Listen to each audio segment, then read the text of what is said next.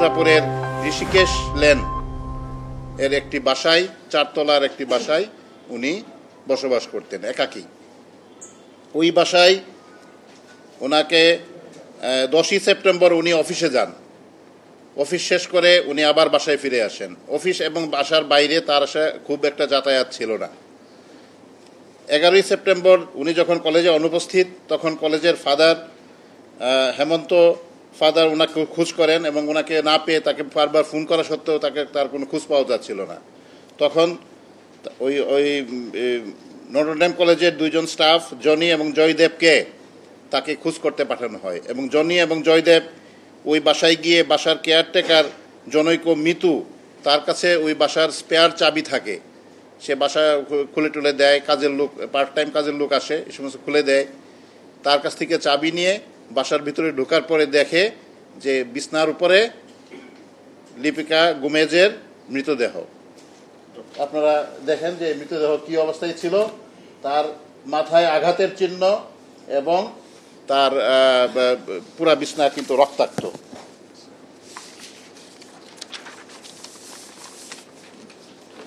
তখন এই লিপিকা গোমেজের যে আত্মীয় স্বজন যারা ছিল, আপনারা জানেন যে লিপিকা গোমেজের বাবা নাই, তার মা অত্যন্ত বয়োবৃদ্ধ এবং লিপিকা গোমেজের এক ভাই আছেন। সেই ভাই আজকে এখানে উপস্থিত আছেন। উনি বারমুডা হলো আপনার ক্যারিবিয়ান আইল্যান্ডের একটা দ্বীপ রাষ্ট্র। সেই দ্বীপ রাষ্ট্রে উনি কর্মরত। তো আমরা লিপিকার এক কাজিন আছে, কাজিনের নাম হইল প্রিন্স গোমেজ। এই প্রিন্স গোমেজকে আমরা তার সন্ধান পাই এবং প্রিন্স গোমেজ বাদী হয়ে সূত্রাপুর থানায় একটি হত্যা মামলা রুজু করে। এই হত্যা মামলার নাম্বার হইল সূত্রাপুর থানার মামলা নম্বর 7/9/2024, ধারা 302-34 দণ্ডবিধি। পিবিআই এই মামলাটি প্রথম থেকেই ছায়া তদন্ত শুরু করে। আমরা ঘটনাস্থল পরিদর্শন করি। ঘটনার সাথে সম্পৃক্ত যে ডিজিটাল মেথড আমরা অবলম্বন করার, ওই ঘটনাস্থলে কারা গিয়েছিল এসেছিল, তাদের কোনো ধরনের ডিজিটাল ফিঙ্গারপ্রিন্ট বা অন্য কোনো কিছু আছে কি না, এই সমস্ত দিক আমরা যাচাই করি এবং আমরা দেখতে পাই যে ওই বাসায় একটি ভেন্টিলেটরের ভাঙ্গা অংশ, একটি ভেন্টিলেটর ভাঙ্গা আছে, ছোট্ট একটি ভেন্টিলেটর, এবং ভেন্টিলেটরের কিছু রাবিশ গুঁড়া নিচে পড়ে আছে। এ থেকে আমরা বুঝতে পারি যে এটা হয়তো সদ্য বা কিছুক্ষণ বা কিছুদিন আগের ভাঙ্গা, যার ময়লাগুলো এখনো পরিষ্কার করা হয় নাই। বিষয়টি অন্য অনেকের নজর এড়িয়ে গেলেও পিবিআইয়ের নজর এড়িয়ে যায় নাই। প্রচলিত পদ্ধতিতে মামলার তদন্ত চলতে থাকে। এই তদন্তে আমরা বিভিন্ন দিক যাচাই করতে থাকি। যেহেতু লিপিকা গোমেজ একজন সুন্দরী মহিলা, তার বয়স 50-এর কাছাকাছি, যদিও ন্যাশনাল আইডিতে তার বয়স আছে 40, কিন্তু কাগজে পত্রে তার বয়স 50-এর কাছাকাছি। তো এই যেহেতু উনি একজন আকর্ষণীয় একাকী মহিলা, তার কাছে বিভিন্ন রকম মানুষ আসে কিনা বা কারোর সাথে সম্পর্ক আছে কিনা, এই সমস্ত বিষয়ে আমরা যাচাই করার চেষ্টা করি। কিন্তু আমাদের যে মূল বিষয় যে এই বাসায় কেউ ঢুকেছে লিপিকার অজ্ঞাতে বা জ্ঞাতে, এই বিষয়টি আমরা শিওর হওয়ার পরে আমরা ওই বাসা থেকে কি কি জিনিস হারানো গিয়েছে, সেই হারানো জিনিসের, যেহেতু লিপিকা একাই বাসায় থাকতো, তো ওই বাসা থেকে হারানো জিনিসের কিন্তু খুব ক্লিয়ার কোনো লিস্ট আমরা পাই নাই। কিন্তু তার যে মোবাইলগুলো হারিয়ে গিয়েছিল, সেই মোবাইলগুলোকে ভিত্তি করে আমরা আমাদের অনুসন্ধান জারি রাখি এবং আমরা দেখতে পাই যে তার বাসা থেকে 2টি মোবাইল ফোন হারানো গিয়েছিল। এই মোবাইল ফোনগুলো ট্র্যাক করতে করতে আমরা লিপিকার বাসার পাশে এক লোক থাকতো। এই লোকের নাম হলো